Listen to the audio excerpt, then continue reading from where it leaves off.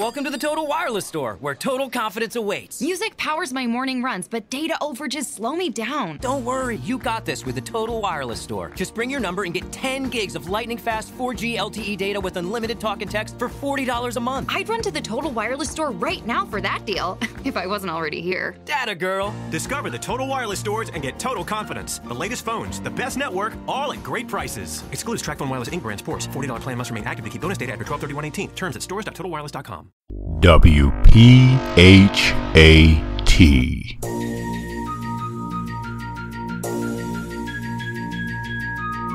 You're listening to the #1 health and wellness podcast, the place where health and consciousness connect. Perfectly healthy and tone radio with your host, Darren McDuffie. And now, prepare to get fat. What's cracking, peeps out there? Darren McDuffie here, alias Fat Man, because I help you become perfectly healthy and toned and conscious, of course. And you're listening to Perfectly Healthy and Toned Radio, brought to you by perfectlyhealthyandtoned.com. Today's episode is number 160 with Dr. Ken Berry, entitled Lies My Doctor Told Me. Before getting into more about that episode, I want to give you a reminder of the previous episode I did with Morley Robbins, entitled Getting Off the Ferris Wheel. If you are someone out there who does know a lot about iron but less about copper, I advise you, or encourage you rather, to go back and listen to the episode. Morley drops a lot of truth bombs in regards to why we need less iron and more copper within the body. Really good episode that a lot of people are paying attention to. So again, I encourage you to go back and listen.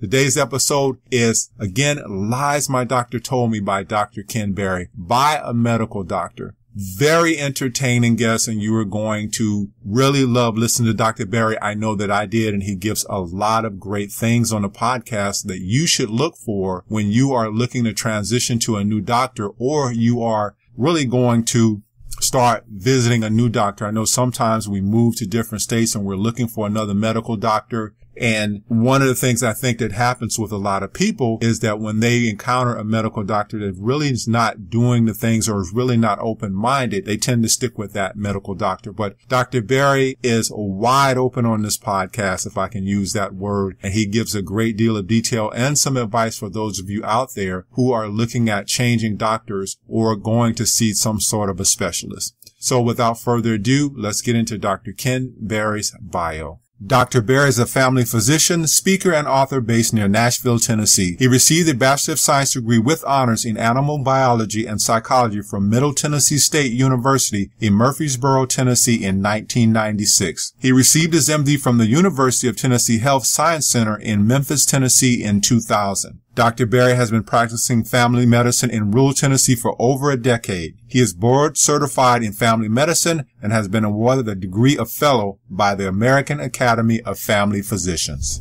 Coming up on episode 160 with Dr. Ken Berry, Lies My Doctor Told Me, here is what you're going to learn. Why did Dr. Berry recommend Weight Watchers? Really funny story here, and you'll hear the story and you'll also hear how he turned it around, how he got more nutritional knowledge. The next thing is, when is it time to switch doctors? I know a lot of you out there who might be listening to the podcast are really coming up with different ideas. You're coming up with new perspectives on your health. And a lot of times when you go in to visit your doctor and you may bring some new information in there and your doctor may shut you down. So Dr. Berry gives some insight on when is it time for you to switch doctors and go start seeing someone else. The next thing is, why do doctors die before their patients? You would think that doctors are the healthiest people on the earth, but many doctors die before their patients, and Dr. Berry and I discussed this on this podcast. The last couple of things are just concepts that Dr. Berry covers in his book, and as I was reading the book and preparing for the interview, I found myself shaking my head numerous times. So on this podcast, we go over a lot of these concepts, and some of them are, if you have a hammer, everything looks like a nail. The next one is, association isn't causation.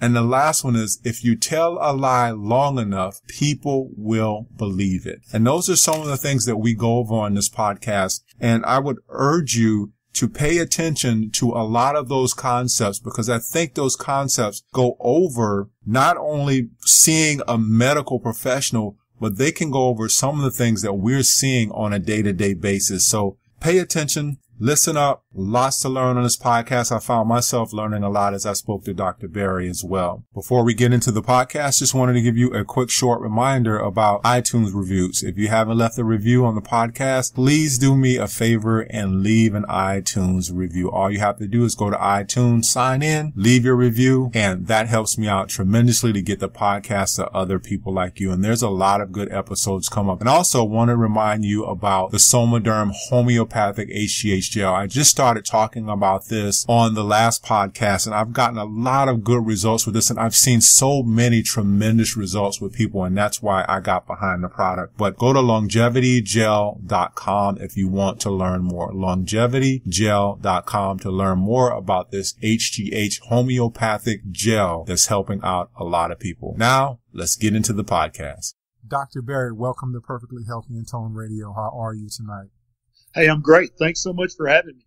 Thanks so much for being on, and really enjoyed your book, Lies My Doctor Told Me. And my obligatory question to everyone when they come on my show is, how did they get involved in health? But I guess I'm going to have to rephrase that and ask you, how did you start or want to become a doctor? Well, as early as I can remember, I had wanted to be a doctor, and I actually took a rather circuitous route to get there, because when I entered puberty, I started having severe migraine headaches. And looking back now, it was almost assuredly my diet. But I didn't think I was going to be able to put in the long hours and lose all the sleep of being a doctor because of those migraine headaches. So I'd actually went ahead with Plan B, which was business administration, right? Yawn. But when I got to college, I kind of grew out of the migraines. And so medicine was back on the table. So I immediately bumped up the grades a notch.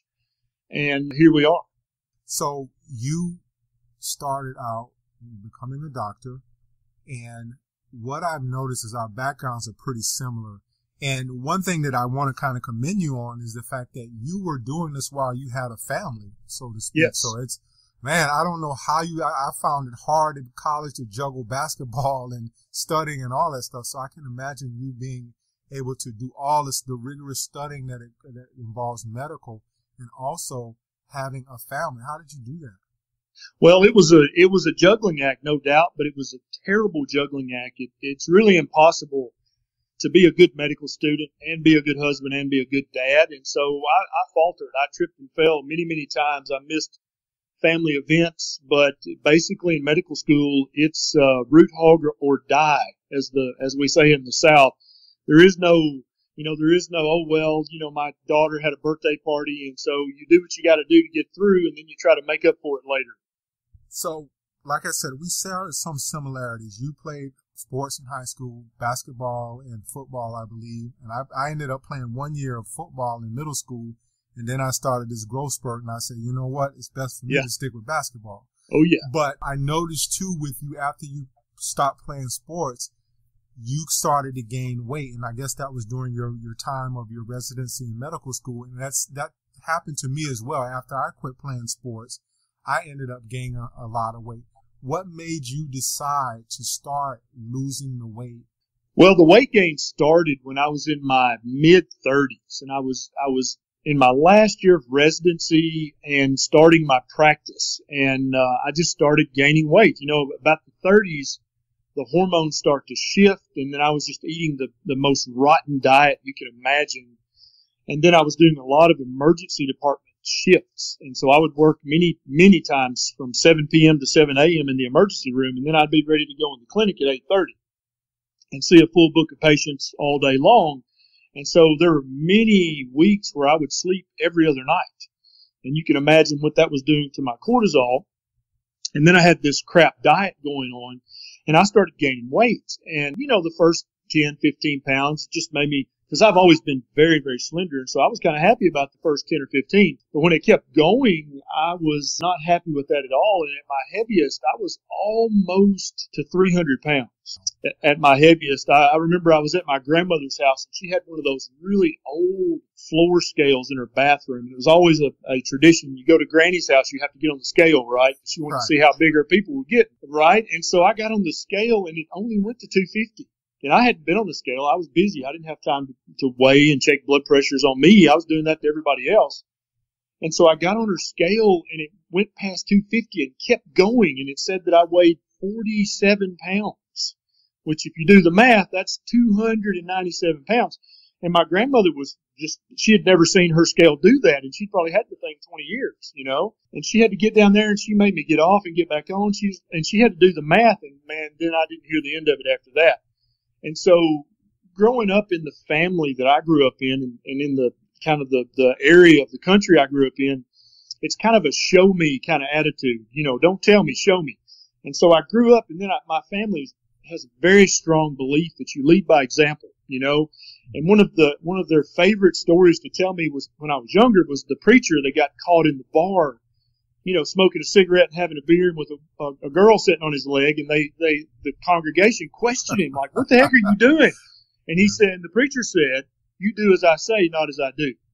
And that, from my earliest childhood, that was a parable in my family. You don't lead that way. You lead by example.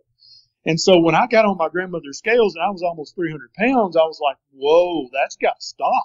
And so I came back to the office about 2 counties over Monday morning, and I got a bunch of labs checked, and I weighed on my scale, and sure enough, I was in the 290s, man. I was getting fat. And so when my lab work came back, my A1C was elevated, my insulin was elevated, all my inflammatory markers were high, my triglycerides were sky high, and I was like, dude, not only do you look like you're pregnant, you also are getting metabolically sick. And so I thought, well, I can't have that, right? I can't be that fat doctor that walks into an exam room and proceeds to tell somebody they need to lose weight. That's just not how I roll. Right. And so I had to fix this. And so back then, in the first few years of my practice, I proudly and confidently recommended Weight Watchers to my patients, and the American Diabetic Association diet and the American Heart Association diet. And so when I decided I'm going to lose weight, I did what I told my patients to do, because I knew I'd been eating junk and I hadn't been exercising. So I started eating very low saturated fat, eating lots of whole grain, started jogging for 3 or 4 times a week, and I'd reach everything in a month and I'd gain 10 more pounds. And it was at that point I said, okay. Up to that point, I had thought all my patients were secretly non-compliant, because I would tell them, you gotta burn more than you eat, man. It's simple. Come on, what are you doing? Put down the Doritos and go for a walk. Everything will get better. But none of my patients were getting better. They were all getting fatter and sicker, and I was having to add more medicine. And then it occurred to me after that month, it's not my patient's fault. It's my fault, because the idiotic advice I've been giving them doesn't work, because I knew that I had been eating no bacon at all. I'd been eating whole wheat bread with the little seeds on top every meal. You know what I'm saying? I was eating tons of grains, tons of drinking skim milk, because I grew up being a milk baby. And so when I played football in high school, I would drink a gallon of milk a day, and almost drank my grandmother out of house at home drinking milk a gallon at a time. And so then I switched to skim milk when I started wanting to lose weight. And like I said, I gained 10 more pounds. So I really had an epiphany. Dude, you're an idiot. Everything you've been telling your patients up to this point is wrong. It's not working. Not only did it not work for them, it didn't even work for you. And so that's when I had a real wake-up call. I had to figure out how to feed and care for a human being, because I obviously did not know. Yeah, let's back up for a minute, because I wanted to ask you this, because this is something that I saw a lot of, because I was a pharmaceutical rep. And what I saw a lot of, and I experienced this with someone in my own family, my sister's a registered nurse. And I remember she's told me she was going on a night shift. And I remember seeing her, and she was fit and trim. And then probably a couple of months later, she had gained a lot of weight. Is it the norm for people who are in medical school, because of the strenuous program of being in medical school or being under that, I guess, a lot of stress during that period? Whereas my sister's, like I said, she's a nurse. Is it the norm for people in the medical establishment to be overweight just because of the odd hours, the not taking good care of themselves? I don't know if it's the norm, but it's much, much more common than it ever should be, because I think all healthcare professionals should lead by example. you should look at them and go, wow, they're healthy. Look at them, man. They're fit. They're toned. They're muscular. That's how a health professional should look. I mean, it's the same exact thing. You went to your professor and you asked him a question about a college class and he said, I don't know. You're like, no, dude, you're a professor. You're supposed to be smart. And you found out your college professor was an idiot. That's a perfect analogy for a fat nurse or a fat doctor. You're supposed to be a healthcare professional. You're supposed to know everything about how human beings should eat, how they should behave, how they should live, what they shouldn't take. They're fat. How does that make any sense? And so all these doctors have this cognitive dissonance when they look in the mirror and they're like, well, I'm a special case. Well, it's okay. I'm going to start next. Well, I don't know. But what effectively they're doing is they're giving a miserable example to the patients whom they should be leading. I've heard somewhere, and I've had people on for interviews, and I believe one of my guests said that many doctors die way before their patients. I don't know how true that is. Oh, yeah, that's totally true. The average lifespan for a doctor is probably 10 to 15 years less than the average U.S. citizen. Yeah, there's no doubt. And doctors have higher rates of suicide, of alcoholism, of drug abuse. And there's stress. There's no doubt it's a stressful life. But it probably all comes back to the fact that you can imagine being a doctor is stressful. But when you're being a doctor and none of your patients are getting better, they all get sicker. You're not leading by example. You're not proud of yourself. You're not proud of what you're doing for your patients. You can imagine what a miserable life that is for most doctors. Mm-hmm. Trying to recommend the American Heart Association guidelines and the ADA guidelines, and everybody's getting sicker and going on dialysis, and you had to add another pill that last visit. Now they lost a toe. Now they're blind. I mean, how depressing is that? Yeah, you see a lot of that. I remember seeing a lot of that. I remember seeing just an operation one time. Well, I got a chance to stand by an operating room, and I don't know how they deal with it because I could not deal with it myself, and they have to see this every day. But I guess the question is, Dr. Berry, should we respect a doctor who comes into the room with you as a patient and that person is overweight and they're trying to tell you, hey, you need to get your blood work under control. You need to get your weight under control. How should we look at someone like that? Should we look at really transferring to another doctor? And when is it a good time? I guess I'm asking two questions here. When is it a good time for us to maybe transition to another doctor? Because people ask me that all the time, but I wanted to kind of hear it straight from the horse's mouth, so to speak. Oh, I think that's a great question. And all I can do is speak for myself and what patients have told me in the past. And I went into an exam room to see a little lady. And this was at the time I was in my 290s. And she was overweight and she was a diabetic. And I said, now, if you could just lose some weight, it would help your blood sugars. And, women after a certain age, they'll just say whatever is on their mind. Yeah, I know. You know what I'm saying? And yes. She was about 80, 85, somewhere in there. And she just kind of chuckled a little bit. And I said, what? And she said, well, honey, it looks like your water's about to break. And so do you think she had any respect for my opinion that she should lose 5 or 10 pounds? No, she had no respect for me. She thought it was cute. She thought it was comical that I had told her she needed to lose some weight. And that was one of the events. I was like, oh no, I'm done with this. I am not going to be that doctor. I can't take that. I mean, I would be that doctor committing suicide in 20 years after enough of those kind of comments. And so I don't think that your doctor needs to be a triathlete. I don't think they need to be Mr. Olympia, but I think they need to not be fat. Yeah, I think that's pretty much a requirement. That'd be just like going to your college professor and you ask him a basic question about the course he's teaching, and he's like, I don't know. And you talk to him and find out he's a moron. Would you take another class from him next semester? No. You're not going to learn anything from him. And so if you are going to a doctor who doesn't even value his own health, or everybody values their health, right? He what he's talking about. Just like I didn't know what I was talking about back in the first few years of my career. I didn't know.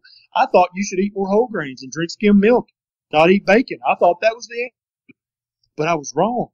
So yeah, my patients were disrespectful to me. at least that one little old lady, because she basically helped make me who I am today, because all of my childhood learning came back to me. All of those parables, all of that, the example, lead by example, lead by example. I thought, yeah, you ain't doing that, my friend. You ain't doing that at all, right? And so I couldn't be that doctor. And so she really motivated me, among other things, to fix that. And so if your doctor doesn't motivate you and lead by example, I think it's time to start looking for another doctor. And I think I'm pretty blunt about that in the book. Yeah, you are. And I think sometimes we need that message to pop up, like that woman told you. We need that message to pop up. Oh, yeah. You go against the group think, so to speak.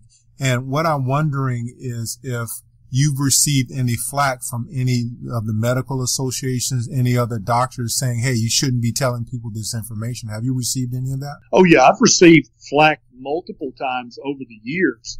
And I'm enough of an iconoclast that I take that as a compliment. Because, you know, the status quo is to be a type 2 diabetic. The status quo is to be overweight. The status quo is to be on dialysis by the time you're 65. So do I want to just follow the status quo? No. I'll happily take my lumps from the state medical board or from the medical association. Or censure from the insurance company because I'm ordering too much lab work. I'll happily carry that burden if I have to, because I feel like what I'm doing is right. I feel like what I'm doing is correct. I feel like what I'm doing is proper. Your wife is also involved in the medical community too. I believe you said in the book she was a nurse as well. Yeah, she's a labor and delivery nurse, and then she's also very involved with fitness motivation and all kinds of other things as well. She's very active. Was she always on board with you? Because I remember my sister and I, because she was a registered nurse and I was doing what I was doing and learning more about how to eat, to live, and things of that nature. I remember we had a tiff and we didn't speak for almost 2 years. And I was wondering if your wife was always on board with you, or did you have to kind of pull her along to get her on board? What happened there? No, she's always been on board with me. Nisha is a godsend for me. She's one of the motivations for me every day. One of the things that saved me. She does get a bit nervous when I start calling out the medical board and the American Diabetic Association for the idiocy that they put out as guidelines. That does make her a bit nervous, and I think she'd love it if I toned that down a notch. But I don't really think a toned down, meek message is what the U.S. needs right now. I think they need somebody yelling at them and saying, hey, you're fat and you're sick, and everything that your doctor has told you to do, it hadn't worked. So maybe you should try something else. One thing I want to get into is from the book was the laws of human nature. And some of these things make so much sense, because I think it was one thing in there where you said, if you tell a lie long enough, people will believe it. And I think that's the sentiment that people are under today, because I remember when I first started learning a lot of this stuff, because I was in the pharmaceutical industry and I believed that drugs were the end all to be all. But then after my mom passed, I really started questioning a lot of things and started to do my own research, do a lot of reading. And that's how I got here today of hosting a health and wellness podcast. But the first one was, if you tell a lie long enough, people will believe that. And I think that's where we are with a lot of things right now. Like I said, especially with cholesterol and, you know, a lot of the different things. But I wanted you to kind of expand on that and give your insight on it. I think that's absolutely correct. And I think you're right. I think that's where we are right now. We're at, if you tell a lie long enough, people will believe it. And we're also at the echo of the lie. And we'll talk about that one in a minute if we can. But yeah, I mean, and especially when a generation slips by. And so now you're somebody in your teens or your 20s or your 30s. You got your mama, right? And she's telling you, you need to quit eating that bacon. You need to eat this whole wheat toast, right? Right. So not only are you hearing it from the media and you're hearing it from your doctor, you're hearing it from your mama. Now, what are you going to do with that? You going to tell your mama that she don't know what she's talking about? Because I'm not. I wouldn't do that to my grandmother. That'd be dangerous for my health.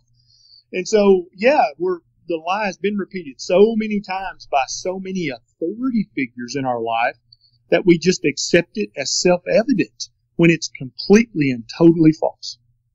Yeah. Another one is when the only tool you have is a hammer, everything looks like a nail. And I think that can go for a lot of different things. I think that even spreads into the nutrition field, because one person will tell you, hey, it's gluten. Another person will tell you, hey, it's this, because that's what they're specialized in. But expand on that as well, because I think all of these concepts that you explain in the book have brought us to kind of where we are today, especially when it's in the medical field, especially when it comes to surgeries, because most doctors are going to make more money off of surgery, so that's why they're going to guide you towards that. But explain out a little bit more about that. Yeah, so it depends on the specialty of the doctor. If you go see a family doctor or an internal medicine doctor, his hammer is that prescription pad.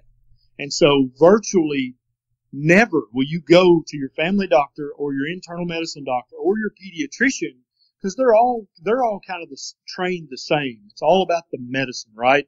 So that's their hammer.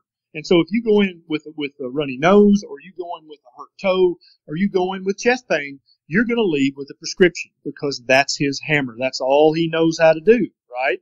If you go to a surgeon's office, your odds of getting surgery are very, very high.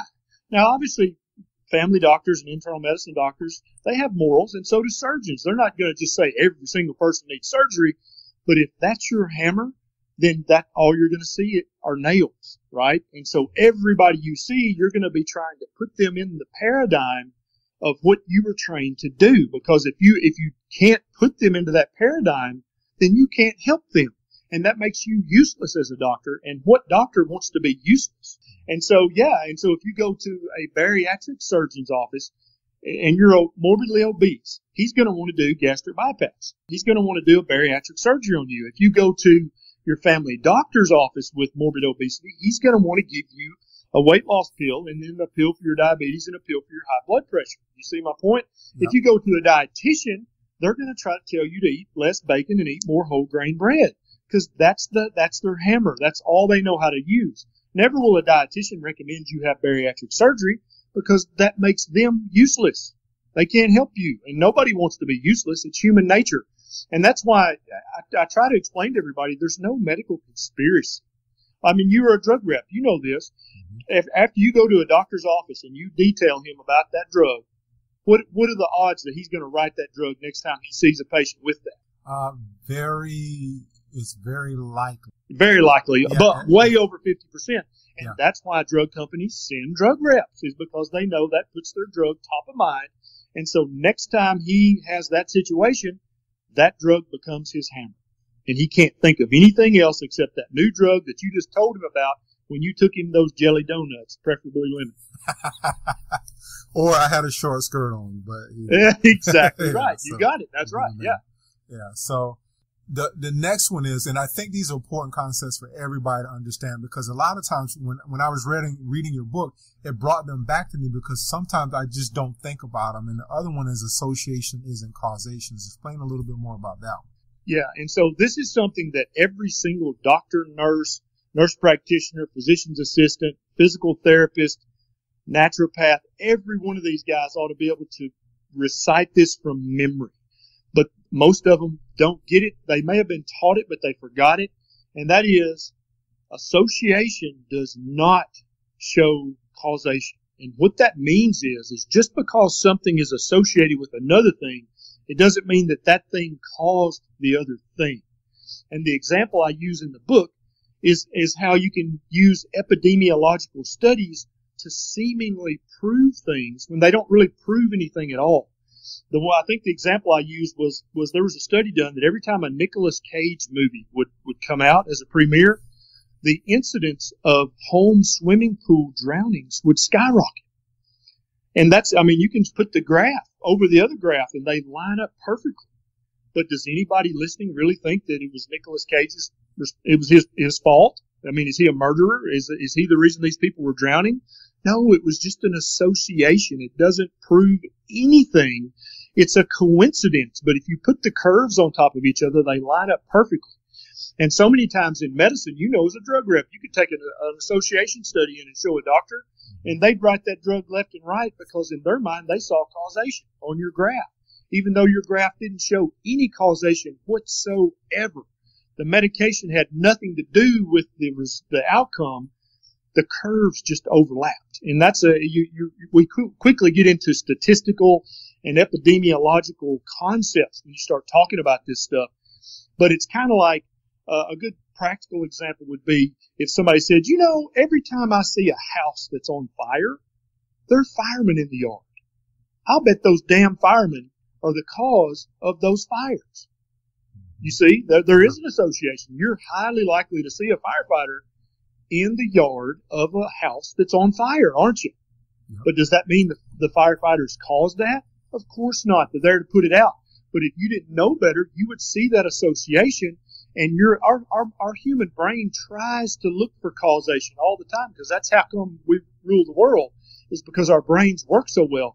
But now that we're in this modern society, some of those things, those tools that used to work very well for us 5,000 years ago, they don't work so well because drug reps and other people like that can use them against us. And so you show me an association study and I see causation, then I start writing your prescription. Right. And I think that's why a lot of where we are with a lot of things. I think in the book also you mentioned Ansel Keys, and you also mentioned Denise Minger's book, and I had Denise on, and we discussed that whole thing of how Ansel Keys came up with the 7-country study and the whole cholesterol and the fat thing, and how he neglected to put, certain things in it. So it just makes a whole lot of sense.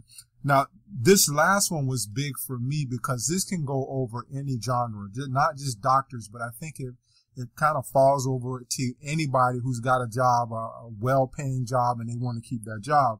And you said when your income depends on believing a certain thing, you tend to believe it. And I saw that a lot when I called on doctors really just trying to change their prescribing behavior was one of the biggest things that drug reps work on. And it would take a lot of work to change someone. If they were embedded in a specific drug, it would take a lot of work to get that person to see things a little bit differently. You would have to, throw studies and do all kinds of things.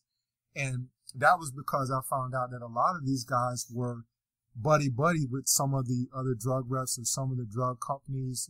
We used to do what we call per diem, where doctors would come in and speak for us on our drug to convince other doctors to start prescribing a drug. But like I said, that is big over any genre. I think that we tend to not want to go against the grain if our income depends on it. Oh, that's absolutely right. And you're right. All of these laws of human nature that I talk about in the book, they apply to every profession. Yes. And they apply to every human being. We're all susceptible to these laws of human nature and these errors in ways of thinking. But my point in the book is that doctors should know better. They should be trained better. They should not fall for a drug rep in a short skirt and start prescribing that drug. That has obviously no health benefit to that patient that they just wrote that drug for. And so many doctors, for example, there are doctors right now who are well versed in the ketogenic way of eating, right? They eat it themselves. But do they recommend it to their patients? No. Why not? Because it's not standard of care. And if somebody reports them to the medical board for recommending that diet, they could be reprimanded. They could be fined. They could have their license put on probation because they're not following the standard of care or the community standard. And so even though they know keto is right, or paleo, or ancestral, or primal, or carnivore, whichever one you want to say, they know in their heart that's right, that's what they should tell this patient, but they don't do it because their income could be in jeopardy. Mm-hmm. And so you immediately think, well, that doctor's dishonest. He's a scoundrel. No, he's just a human being. You would do the same thing if your job depended on it. How many examples have we seen in history and on documentaries where people look the other way because their income depended on them looking the other way? But it's different for doctors, in my opinion. It's different because we took an oath. We took an oath, and we hopefully meant that.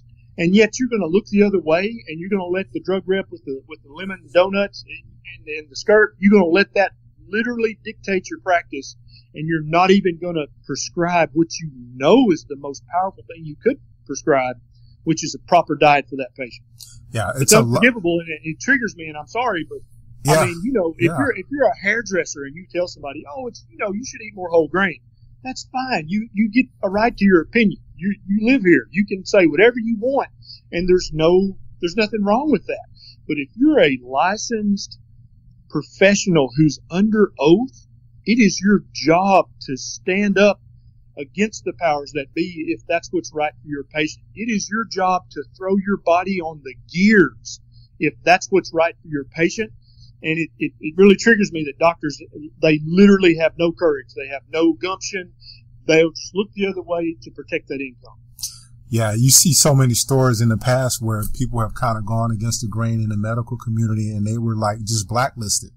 You know, they were never able to make any money. So I can see the fear there. But you're a doctor. Does the medical boards give you any type of wiggle room? Or if you say, hey, eat more bacon to my patients, are you looking to be reprimanded for that? Absolutely. Yeah, I'm clearly not recommending the standard of care for my patients. And I was on the low carb cruise. I don't know if you know Jimmy Moore or not, but I was on his, I know Jimmy. Yeah. I was on his cruise, and I was a speaker, and I said, I wish the medical board would come after me and make me the next Gary Fettke or make me the next Tim Noakes. Make me the U.S. Tim Noakes. Please do that. And I thought Nisha was going to pass out. She got very pale. She was like, please stop saying that.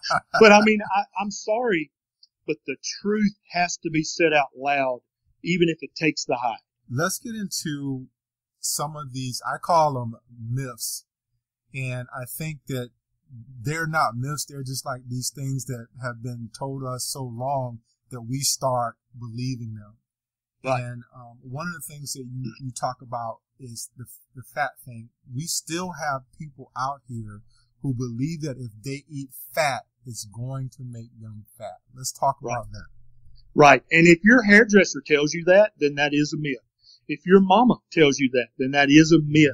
But if your doctor tells you that, or your nutritionist or your dietitian tells you that, then in my estimation, that's a big fat lie, because they are sworn to know the truth and to search diligently for the truth. And if they're not doing that, then they're not upholding their oath, and that makes everything they do a lie. And that's why I named the book what I named it instead of Medical Myths, because I was going to go with the publishing house and they wanted me to change the name, and I'm like, nope, I'll self-publish, because these are lies and this needs to stop. And so the fat lie, as you know, started with a huge study by Ansel Keys. He was a vegetarian, and he thought that animal products were bad he thought we shouldn't eat them for whatever reason. And so another big thing, another human law of human nature that I didn't discuss in the book is bias. We all have biases. I have biases. You have biases. We all do. But the way you set up your research should protect your results from your bias. That's the definition of being a good scientist, right? Is you're smart enough to know that you don't know everything, first of all. And secondly, you're biased. You think you know things and you believe things that may or may not be true. But if you're a good scientist, you set your research study up to protect the results from your own opinions. You're not trying to prove your opinion is right. This is not a political campaign, but that's how Ansel Keys kind of ran his research. Was I'm right, and I'm going to prove I'm right, and you're going to believe I'm right, and that's the end of it. And so he was very successful. He was a very, very powerful personality, and he came along at the perfect time in U.S. history for something like this to occur. And so he convinced the world that saturated fat led to heart disease. And he did it. He pulled it off. And for the last 50 years, we've all been living under this myth or this lie that if you eat fat, you'll get fat. And if you eat fat, it increases your risk of a heart attack. None of that's true, but so many of us still believe that because that's the lie that we've heard repeated so many times.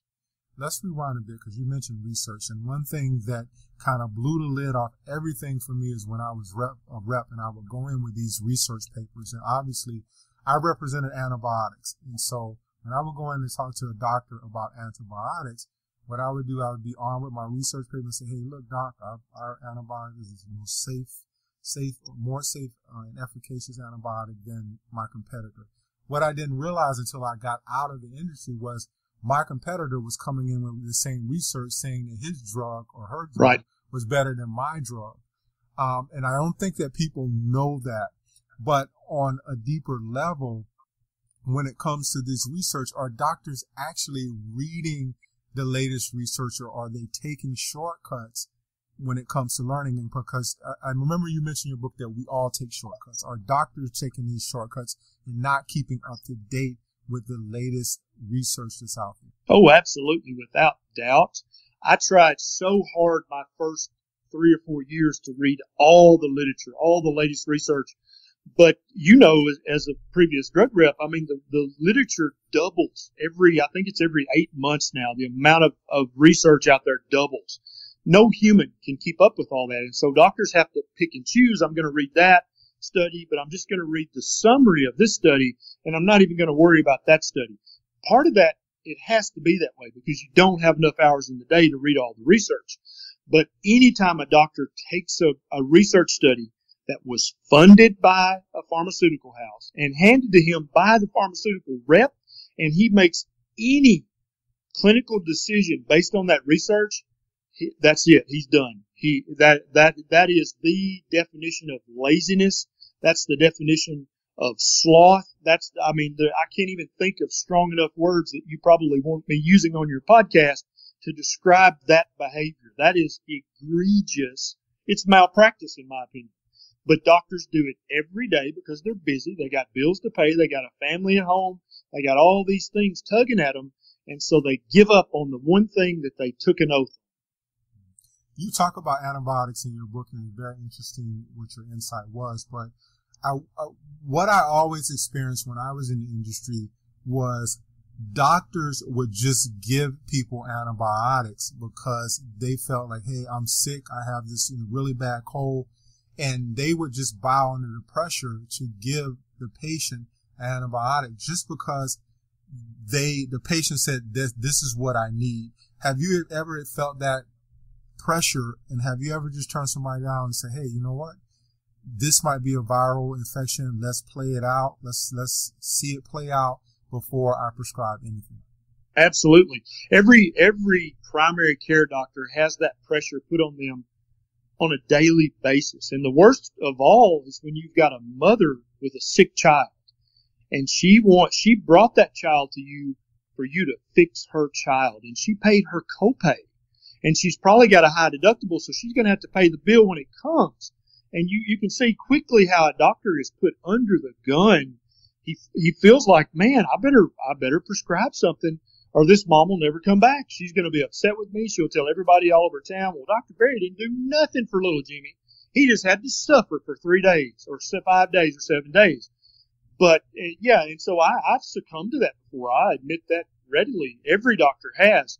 But very early in my career, I thought of a strategy. And if any doctors or PAs or NPs are listening, you can use this strategy.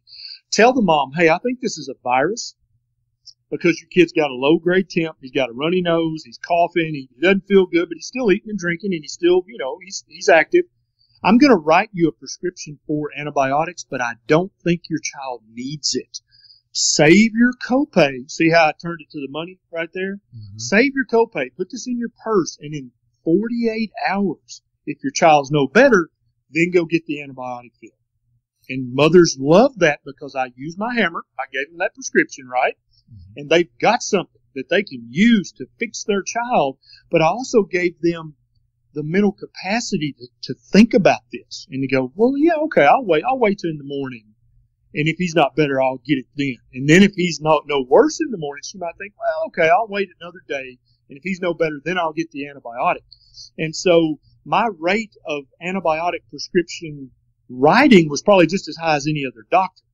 But the rate at which mothers and patients filled my antibiotic was drastically lower because I gave them that out. I gave them that heads up. Hey, this is probably viral.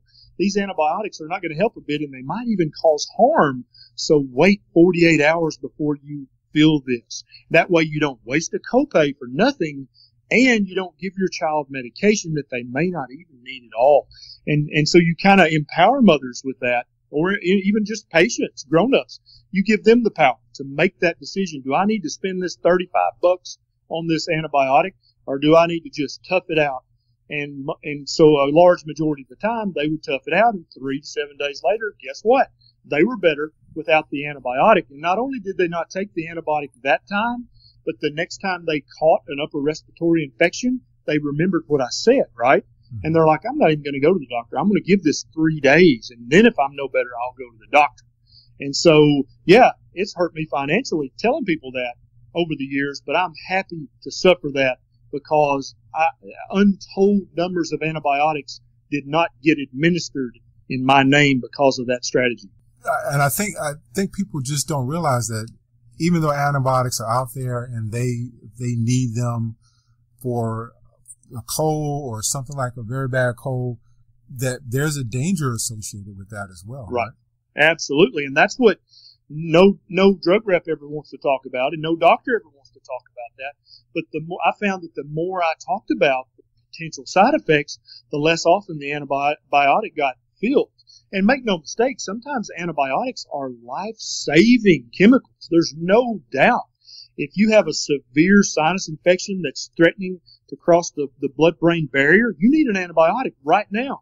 If you have an ear infection that's in danger of rupturing the eardrum and causing permanent hearing loss, you need an antibiotic right now. If you have strep throat and it could lead to kidney damage, you need an antibiotic right now. But for so many upper respiratory infections, people take 5, 7, 14 days of an antibiotic that they absolutely don't need at all, and it can lead to rarely devastating side effects. But even if there are no seeming side effects, you're still altering your gut bacteria drastically. Mm-hmm. And there are association studies showing that the more antibiotics a kid has taken, the worse their gut symptoms are, the more likely they are to have autoimmune diseases later in life. And those are association studies. They don't prove anything, but they're very tightly associated that the more antibiotics a child has consumed, the more likely they are to have chronic illness as an adult. Yeah, let's jump back into some more of these lives because I wanted you to relay these before the podcast ends, and I think these are the ones that are very prevalent. We talked about fat. The next one is cholesterol, because I know a lot of people out there are still worrying about lowering their cholesterol. And I remember I interviewed Jimmy Moore, and this changed my mind about cholesterol. He has the book Cholesterol Clarity he wrote a couple of years ago, and I had him on. But is there a danger for us when we have high cholesterol, and do we immediately need to go to a doctor and get a statin drug? No, absolutely not. And so that's one thing. But the sad part of this is that if any doctor has been doing his reading over the last decade, he knew that 10 years ago. We've known for a decade that total cholesterol is not a marker for increased risk of heart attack and stroke. It's been known for a decade, but doctors still every day, to this day, write statin drugs, Zocor, Lipitor, Crestor, for somebody who's got a total cholesterol that's a few points high. And it's been shown in huge, meaningful research studies that total cholesterol has nothing to do with your risk of heart attack and stroke. And actually, the big studies, when you crunch the numbers, they show that women never need a statin. No matter, the higher their cholesterol is, the longer they live. The higher a woman's cholesterol is, the less likely she is to die from any cause. And so it makes you makes you speechless that there are still doctors out there right now in 2018 saying, oh, your total cholesterol's 203. I'm going to give you some Crestor and get that down. But if you're giving that Crestor to a woman, you're probably shortening her life. You're not helping her in any way. All the research, you may know this, was done on old white guys and old white guys who had had a heart attack previously. Mm-hmm. Now, that population, older white guys who've had a previous heart attack, they might actually benefit a little bit from a statin. But there is no other population that's ever been shown to benefit from a statin prescription. No woman, no young man. There are children getting Crestor prescriptions now for high cholesterol when all you got to do is fix their diet and it all goes back to normal. Are they still prescribing Lipitor? Yeah, Lipitor, Zocor, Crestor. Man, I can't believe that because I left the industry, Dr. B, in 2002. And I remember just before leaving the industry, because as a drug rep, you get to hear about all this stuff before it actually gets on the street. And I remember at that time they were talking about the side effects of Lipitor. So I can't believe they're still prescribing it. Every day. Wow. And Zocor and Lipitor and Pravastatin, they're all generic now. So most of the really good doctors, and I say good with air quotes, all the good cardiologists, they're using Crestor now because it's still a name brand. And so that makes it sound like it's better, because, you know, who wants generic? Nobody wants generic. They want a name brand. But obviously, name brands, you know this as well as anybody, they're no better than generics. There's no difference whatsoever. Federal law mandates that they have to be within 2.5% of the name brand, or you can't even put a generic on the market. But yeah, every day people are writing statins for minimally elevated total cholesterol. Now they really like to talk about LDL cholesterol now because they think that they can hang their hat on that. Problem is, it's also been shown in huge studies to be a terrible predictor of heart attack and stroke. And so we can talk about the actual predictors if you want to, but just suffice it to say, if your total cholesterol is high, that does not mean you're at increased risk for a heart attack. It does not mean that at all. That has never, ever been proven. I believe it's it's you can check your homocysteine levels. So. Yeah. You want to look for at your triglycerides. You want to look at your HDL. You want to look at your blood sugar. You want to look at your markers for inflammation. You want to look at your waist to height ratio.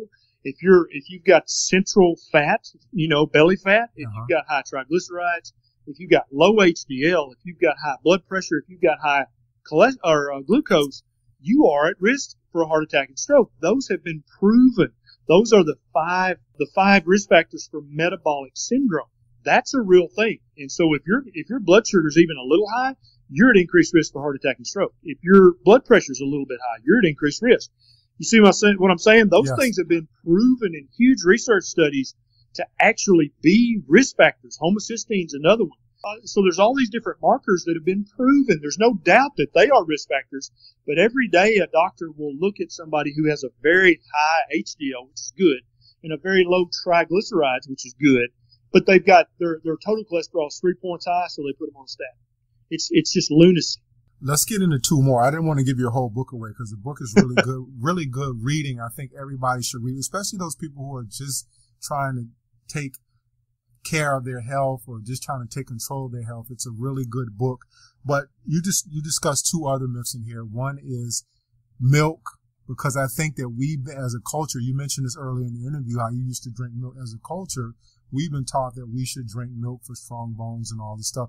And the other thing that just kind of came onto a horizon, I think within the last maybe 10 years or so, in the last decade, is just wheat. Because I know myself, I discovered that I was gluten sensitive about 7-8 years ago, and I haven't touched a piece of bread since. But discuss those two things and kind of give the audience a rundown of why they might want to reconsider drinking milk, and why they might reconsider eating wheat products. Yeah, absolutely. So first, let's talk about milk. Milk, as it comes from the breast or from the udder, is not a liquid. Everybody thinks it's just a liquid. It is a literal living tissue. There are still components of human breast milk and of cow milk and of goat milk that we don't even know what they are or what they're for. We found a component in milk, in breast milk years ago, and it's like, why is that even in there? Infants can't even digest that. And so for years, doctors just thought the human body must be stupid. It's just putting stuff in the breast milk that human beings can't even use. Well, it turns out that's food for our gut bacteria. And the gut bacteria can use that and break it down and turn it into short-chain fatty acids, which the baby can then use for energy. And so there's all these things about milk that when you start reading about milk, and Denise Minger, she's a great resource if anybody wants to know about this. But another thing is that I was taught in med school and residency that human beings, there is no vitamin D in human breast milk. And so if a woman is going to exclusively breastfeed, and this is actually in the book, then you have to give the baby vitamin D drops or the baby will get rickets. Doctors are taught that, or they were, 10 years ago, and I'm sure they still are. And so your first question, my first question as an intern, a first year resident, I was like, wait, what? So 10,000 years ago, how did we not all get rickets and break a femur and die? If that's true, that can't be true. But I was busy. I was an intern. I didn't have time to sleep, much less to think. And so I just filed that away for later use, and comes to find out, if you give a woman enough vitamin D, either from sunlight or as a supplement, she puts plenty of vitamin D in her breast milk. But she's got to have the vitamin D in order to give it to her baby. And so all those doctors I trained with thought you had to give a baby who's exclusively breastfed vitamin D drops, or the baby would get rickets. Now, if that's not superstition, I don't know what is, because this has been disproven as just ignorance. But there are still doctors out there who prescribe the vitamin D drops instead of telling the mom, hey, just take some vitamin D and go lay out in the sun, and you'll have plenty of vitamin D for your baby. So now back to milk being an excellent source of calcium. So the calcium in milk is very poorly absorbed. You can get much more bioabsorbable calcium from eating leafy green vegetables, right? And so if you think you're giving your child or your daughter or your mom or your mother milk as a source of calcium, you are wasting your time and money. Okay. Also, milk is supposedly a great source of vitamin D, but the vitamin D that's in cow milk is vitamin D2, which is they add that to the cow milk because cows don't get to play out in the sun and graze on grass anymore. They have to stay in the feedlot and eat corn and wheat, and so they don't have any vitamin D in their breast milk either. So the vitamin D that you think you're getting from the cow's milk is not even being absorbed. There are much better sources of calcium. There are much better sources of vitamin D than cow's milk. And I tell my patients all the time, if you want to gain weight as fast as you possibly can, then drink lots of milk, because that's why cows give milk to their calves. Most cows gain anywhere from 700 to 1,200 pounds the first year of life. What makes them gain so much weight? It's the milk. Plus, you're also drinking the breast milk of another animal. And when you say it like that, it makes it sound kind of gross. And so I think human milk is perfect for baby humans. But I don't think any milk is appropriate for a grown human. I think we all have some degree of lactose intolerance.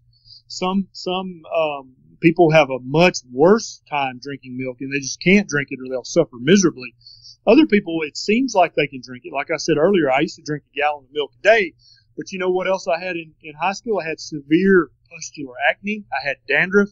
I had chronic allergic rhinitis my entire high school career. I had no idea it was from the milk. My doctor didn't know. But when I went to college and I couldn't have a fridge in my dorm and I couldn't afford milk because I was broke as a joke, I drank, Diet Coke or whatever. All my allergies went away. My dandruff got better. My acne cleared up. And I'm like, I don't know what just happened, but I guess I'm a grown man now, so all that went away. It was the milk. As soon as I stopped drinking milk, all those things went away.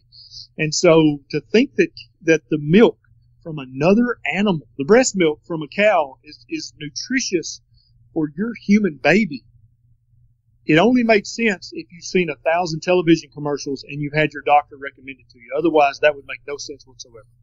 Yeah, it's just like you keep seeing that over and over again. Like you said, a lie told long enough, we'll start to believe it. Right. We'll believe it over and over again. But going back to, I think we want to talk about wheat as well, because I think that's a big one too, that a lot of people are still eating, eating the wheat, and they don't realize. I have a lot of friends, and I can tell you just from my experience, I played basketball for a number of years and stopped. And I remember after I quit playing, I just had all kind of problems with my knees. And it wasn't until I was listening to a podcast. I'm sure you're familiar with William Davis. Sure. Wheat Belly. And I listened to his podcast. He was on Sean Croxton's show many years ago.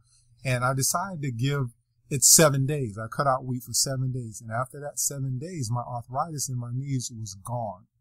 And that convinced me that something was wrong with the wheat. And I've never gone back after that.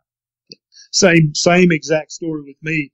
I told you when I was trying to lose that weight and not break 300 pounds, I was eating lots of whole wheat and I was trying to jog, and my joints were killing me. And I thought it was because I wasn't used to jogging, right? Mm-hmm. But then when I found the primal blueprint, and when I found Wheat Belly, and when I found the Atkins Diet Revolution, and I found the Paleo Diet, right, by Lauren Cordain. Those were kind of the books that woke me up and said, dude, you don't know anything about feeding a human body. You don't know anything. You weren't taught anything useful in medical school whatsoever in your little half semester class. And so I got all the grains out of my diet, and immediately I could play out in the yard with the kids like a kid again. My joints didn't hurt me. I wasn't stiff.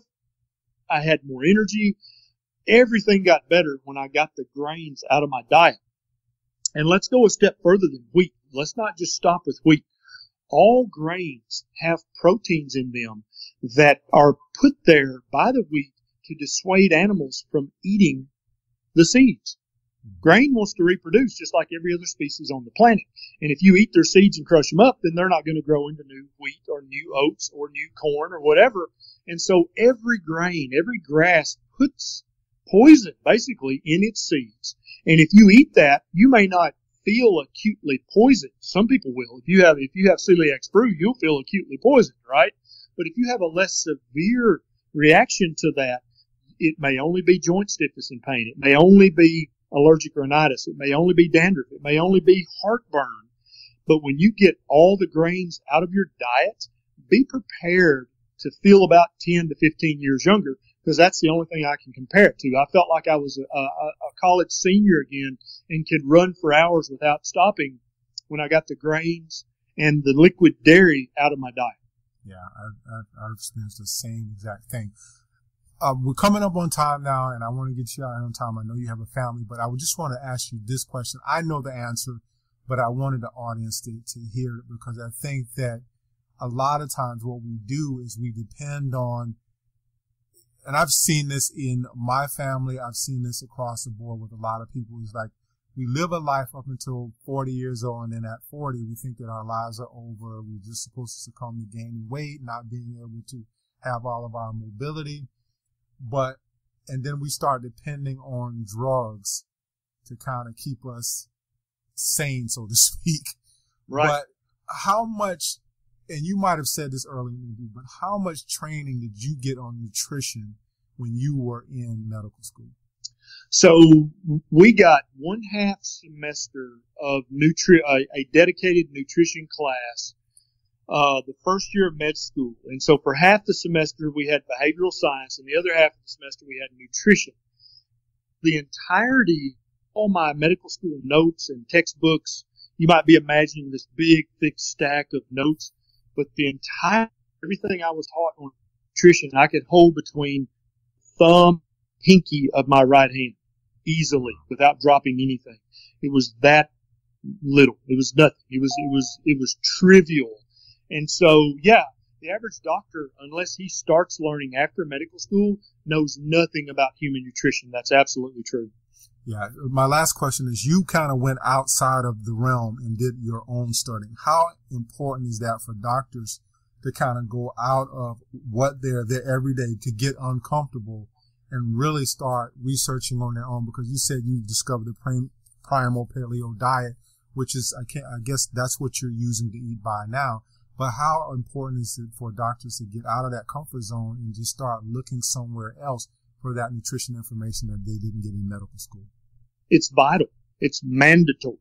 If you're a provider and you think of yourself as a scientist or as an intellectual or even as a professional, it's vital that you read widely and deeply, not just in your particular specialty. But I mean, what's more basic than the food that we should eat? If you don't know anything about nutrition, then how can you know anything about anything else? Because that is the bedrock of human health. If you don't eat the right diet, then there's not enough pills at the pharmacy to make you healthy, right? And so if any professional, whether you're a dietitian, nutritionist, provider, any of that, if you don't have a deep understanding and a deep reading and thinking about human nutrition, then you're doing your patients a disservice, and you should probably find another career.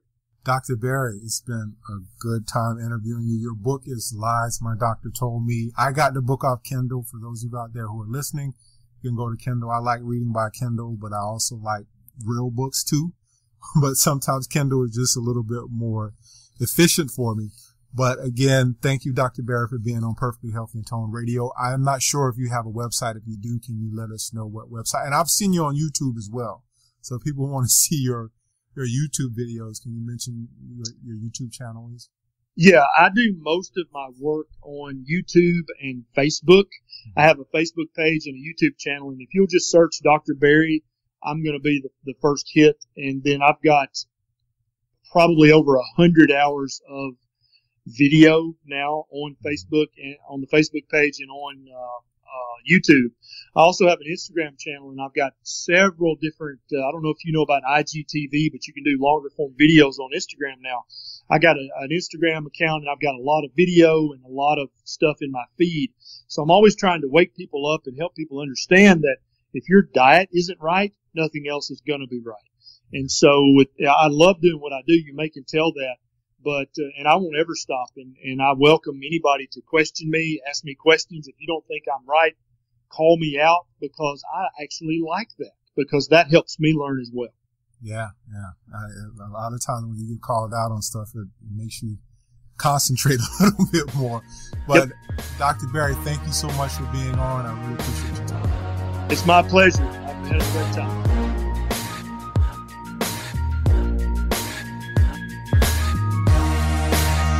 Welcome to the Total Wireless Store, where total confidence awaits. I am done dealing with data overages. Don't worry, you got this at the Total Wireless Store. Bring your number and get 15 gigs of data for $50 on the nation's best 4G LTE network. And during our 50% more data promotion, you'll actually get 22.5 gigs for the same price. 22.5 for 50? That's a gig deal. Data it is. Discover the Total Wireless Stores and get total confidence. The latest phones, the best network, all at great prices. Ends January 2nd, 2019. Excludes ports from TracFone Wireless Inc. brands. Terms at totalwireless.com.